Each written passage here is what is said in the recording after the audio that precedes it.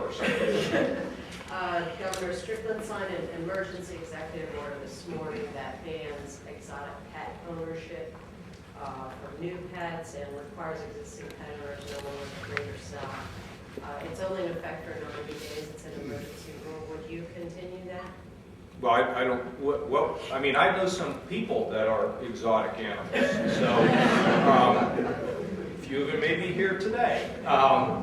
I really don't know, but the idea that people should have crocodiles and pythons, and although I must tell you, at my house in Westerville, my wife in the morning sometimes looks out and I say, "Sweetie, have you seen any giraffes out there?" And once in a while she will.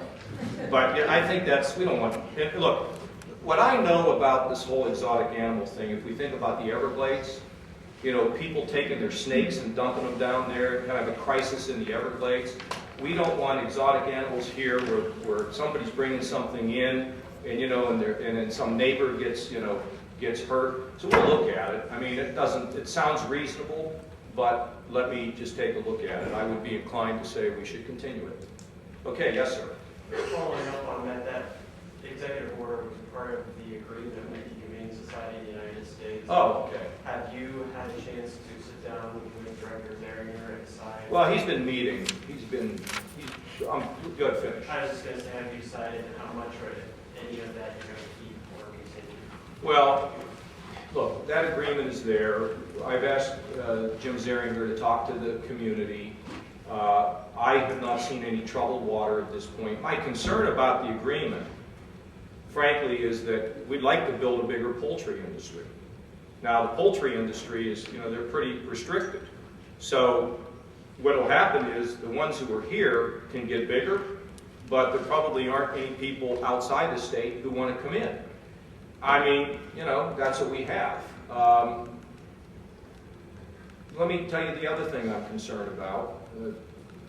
Again, I have to tell you, you have to think these things through, but the idea, and this is not just about this issue, but people outside the state that can spend a lot of money come in and push their values on us, and I don't mean just this issue, it concerns me.